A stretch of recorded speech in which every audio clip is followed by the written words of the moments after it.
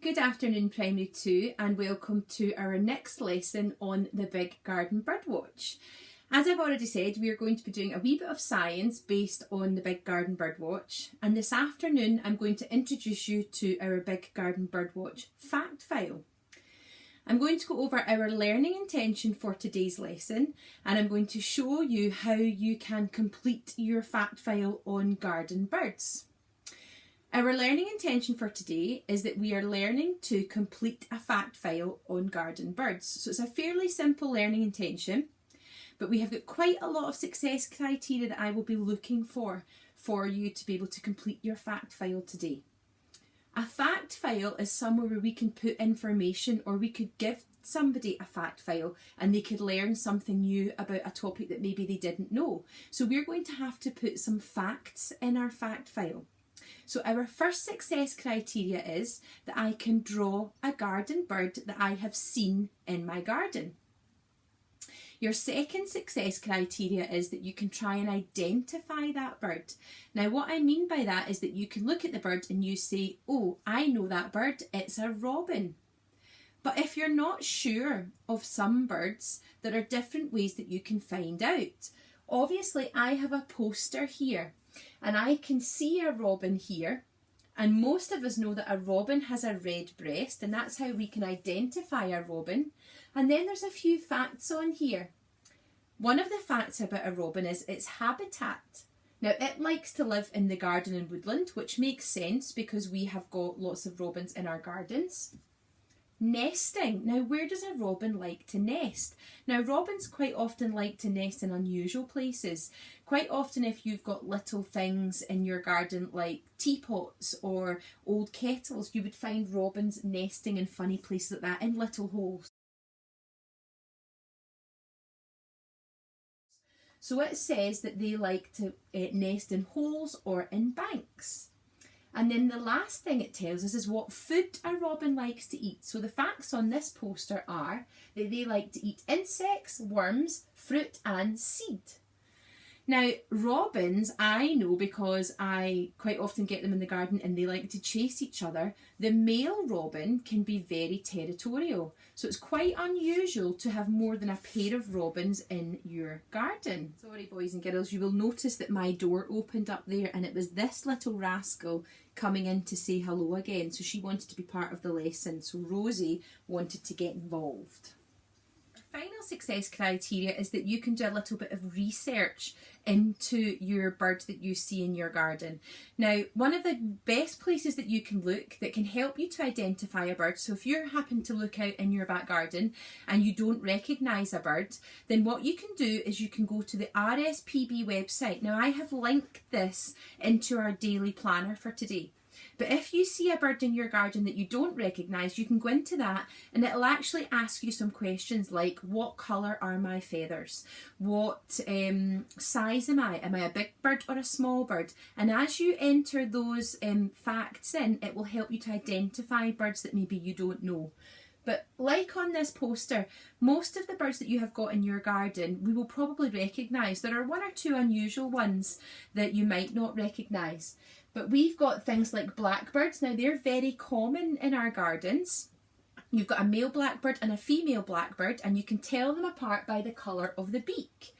Also, the male is black, but the female blackbird is brown with a brown beak. But the male is black with an orange beak. That's how you can tell them apart.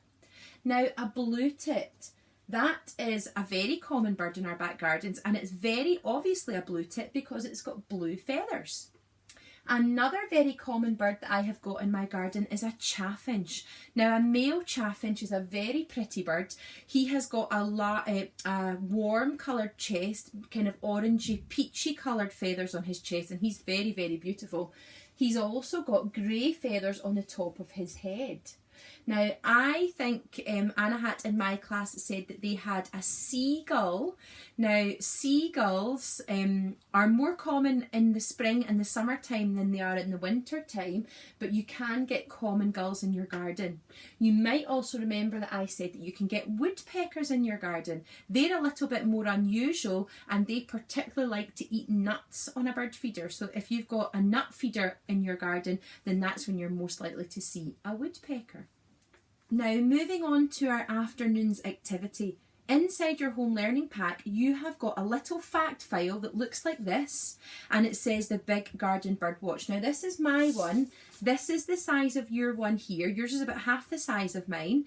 And inside it, we have got lots of pages where it asks us, we've got space to draw a picture, and then it asks us the bird name. And if we can put it in, your success criteria is to research a fact about that bird. Now I have done one for us just so that we can have a look at it. And the reason I have chosen this bird is because we have a video camera birdhouse for this bird, or this is the bird that most commonly nests in our video camera birdhouse. I'm going to share a little video and some pictures with you of my video camera birdhouse just so that you can see them just now. We have got 10 eggs in our nest this year. We're excited. Mummy's been sitting on them for the past week. So I would imagine we will have chicks in the next few days, which will be very exciting. But 10 eggs, quite a big brood. Hopefully we'll have a few fledglings.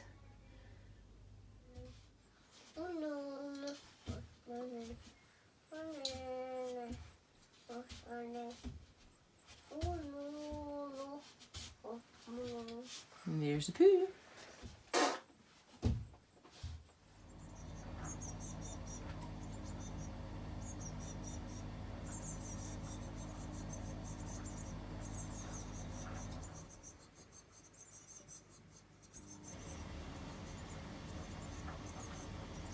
I hope you enjoyed seeing those pictures of our little chicks and our eggs in our blue tit nest.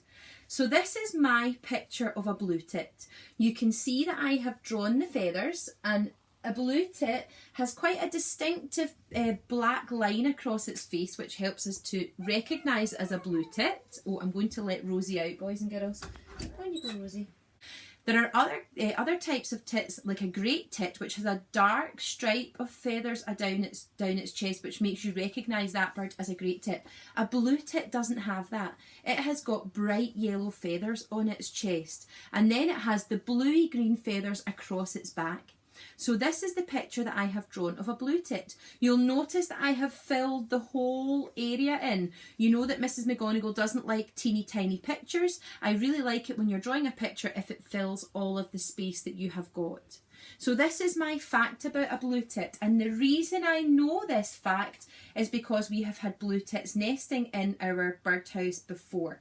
So it said a blue tit can lay a clutch of as many as 13 eggs. The most we have ever had in our video camera birdhouse is 9. This is a lot of hard work for the mum and dad bird to feed all of the chicks. They like to eat green caterpillars the best, and in fact blue tit parents are very clever that they wait till a specific time, usually around May, when the weather is warm enough for these green caterpillars to come out. So what they will do if the weather gets a wee bit cold is they won't sit on the eggs, they can lay their eggs, and actually the mother bird will lay an egg every single day but won't sit on her eggs until she's ready to start incubating them. And it usually takes about 14, maybe 16 days or so for the eggs to incubate, and then they will start hatching. So actually, they're very, very clever birds, and they can use their surroundings to know when the best time to actually hatch their chicks is, so that they know that they will have the most food to eat. Now, I think the most chicks that we have ever had fledging is 4. We've never had any more chicks than that, because when a blue tit nest has as many as 13 eggs in it, it's very difficult for the mum and dad bird to feed them all and to find enough food to feed them. So that is the first page of my fact file. What I would like you to do, primary 2, is maybe take a little bit of time if you go on a family walk, or if you've got birds in your back garden, and choose one bird that you would like to draw your first page of your fact file. Now, there's lots of pages in here. You could do 1 a day. If you're having a particularly good day, you could do 2 a day. You don't need to do any one day if you want to have a wee rest, or if you're not sure of any other birds. Maybe you could go out for a walk, and rather than drawing a picture, you could try taking a photograph if you're allowed to use maybe your iPad or your mum or dad's phone when you go out for a walk. And if you spot a bird, you could take a picture and you could put it in here if you're able to print it off. So work at this at your own pace, boys and girls. There are quite a lot of pages in your fact file. This can be something that you can do over a couple of afternoons, or you can do it over the full week, or you can do it until we do our Big Garden Birdwatch at the end of the month, which is from the 29th to the 21st. I am really looking forward to seeing the birds that you manage to see in your Big Garden Birdwatch fact file. Good luck, boys and girls.